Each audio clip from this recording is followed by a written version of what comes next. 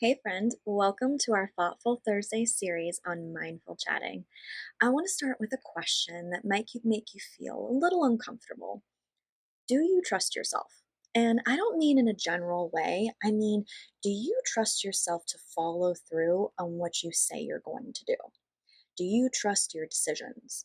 Do you trust your emotions? Do you trust that when you say something that matters to you, you'll actually show up for it? Because a lot of people think they struggle with motivation or even discipline or even consistency, but what they're actually struggling with is self trust. And if you don't trust yourself, everything becomes so much harder for you. Decisions will feel heavier, plans don't stick, goals kind of feel pointless, and you start to questioning yourself constantly. And so today we're going to talk about why self trust breaks, how attachment and self abandonment play into this, and the difference between self trust and self control, along with how you actually rebuild trust within yourself in a real, practical way. Welcome to Mindful Chatting, a podcast where therapy meets real life. I'm Kristen, a therapist, business owner, and a lifelong student of what it means to fully show up in our relationships, in our work, and in our healing. Here, we unpack mental health concepts, explore mindfulness tools, and talk through the messy, beautiful, in-between moments that shape us. Whether you're a fellow clinician, a curious listener, or someone navigating your own growth, this space is for you. Let's chat.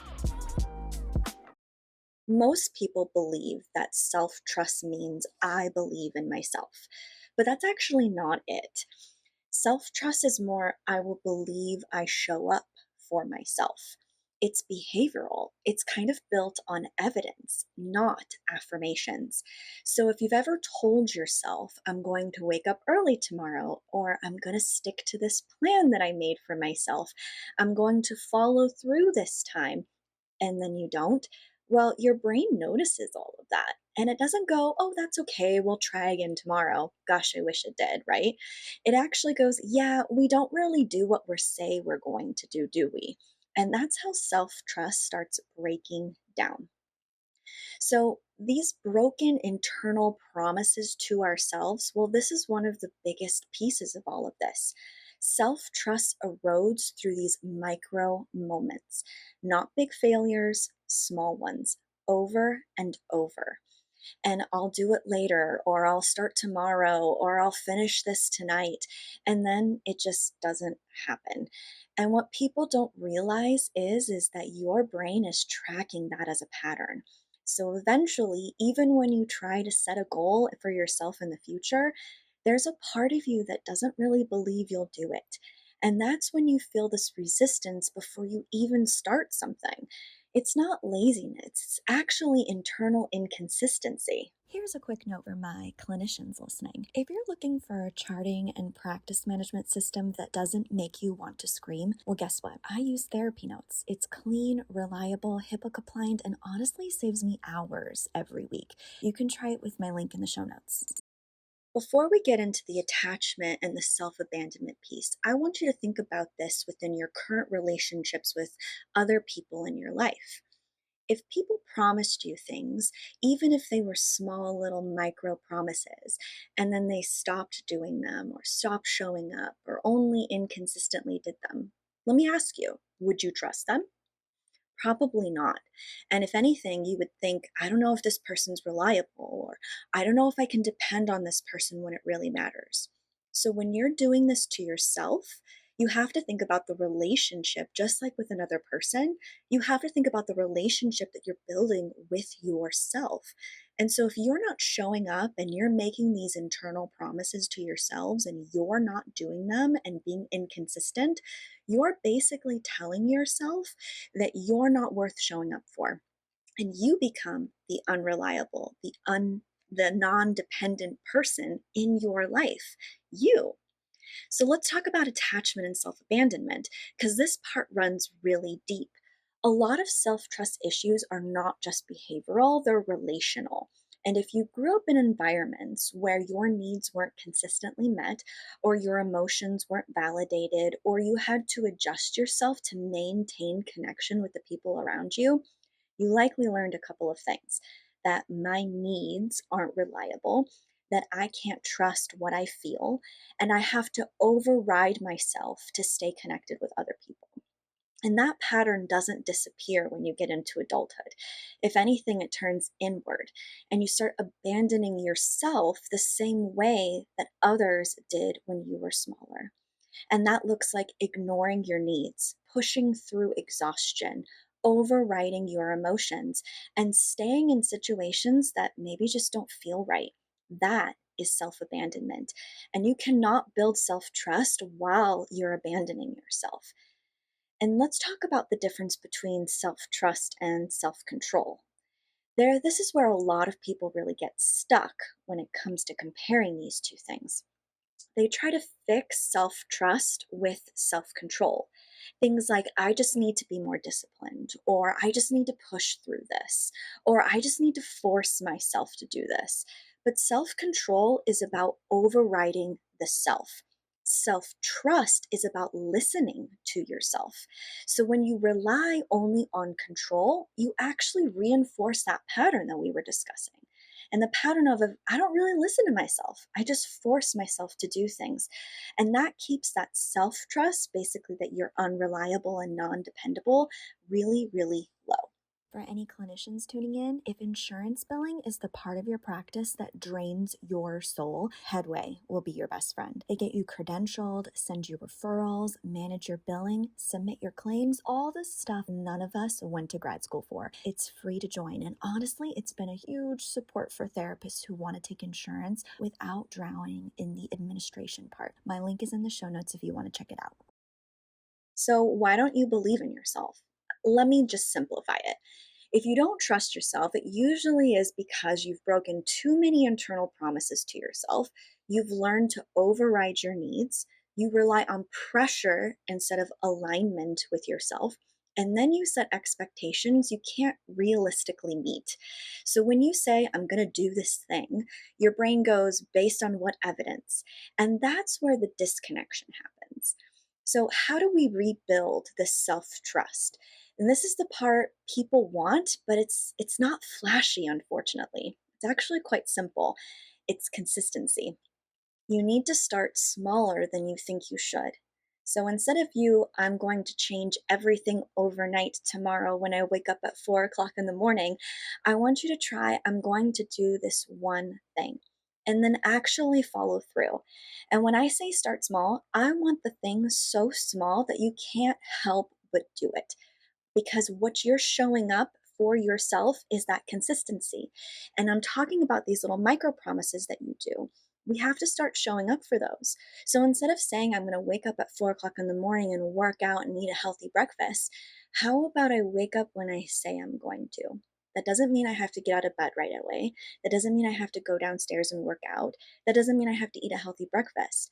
How about we just start waking up at the time we say we are? That is a micro promise that you're making to yourself, and you're staying consistent with it. Next is, I want you to keep those promises you can keep.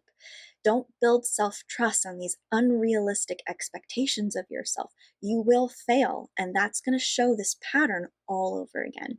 Just like how we wouldn't set really high expectations on people around us in our relationships, we shouldn't be doing the same thing to ourselves. We are setting ourselves up to fail. So we want to build it on doable, repeatable, and sustainable actions that we can actually show up for. We are learning how to be consistent. Next is, we want to listen to ourselves before we push ourselves into something. So instead of asking, what do I actually have the capacity for today? Instead of forcing yourself into a plan that you probably know you're not going to do.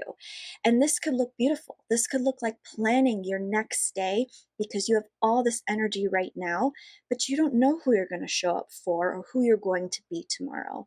So instead of planning all this time and energy for when you do have it the night before, think about, instead of going into that day saying, how am I going to wake up? If I wake up this way, then this is my expectation for myself, and I want it to be realistic. But let's say I sleep like crap. Well, my expectation might be actually a little bit lower, and that's okay because I can still realistically meet that expectation on low sleep. Next, I want you to repair when you actually break your trust because you're going to do it. This is big. When you don't follow through, don't ignore it. I want you to acknowledge it, adjust, and try again. Self trust is not built on perfection, it's built on repair.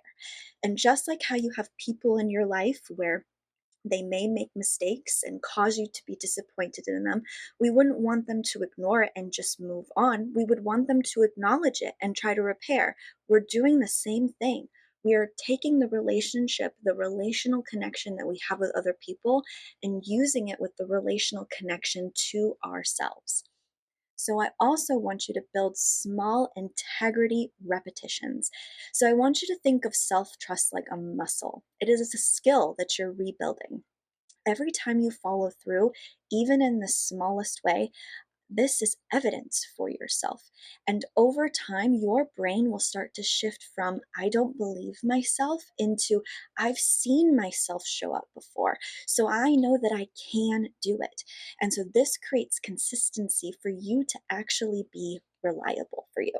If you want to understand your ADHD in a deeper way, I've created the ADHD Crash Course, and it walks you through ADHD step by step so that you can actually start understanding your brain and not shaming it. Everything's in small, doable lessons designed for your ADHD in mind. The link is in the show notes. Here's something that I want you to try that I do with people in sessions to maybe help you build up your internal self trust. So, with clients in my session, I ask them to think about who their ideal version of themselves is if they were to be a year, 5 years from now.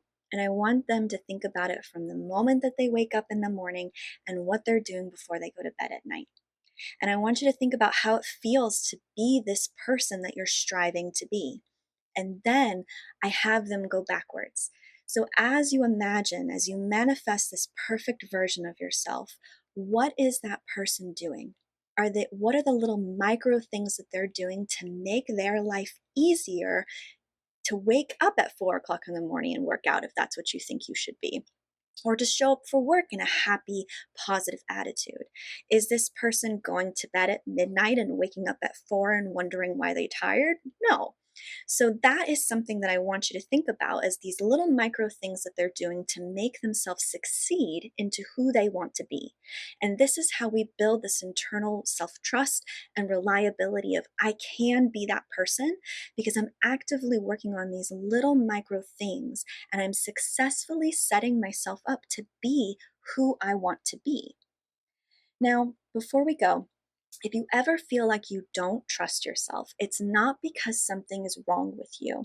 It's because your brain has learned a pattern, and patterns can change, but not through pressure, through consistency, through honesty with yourself, through showing up for yourself over time.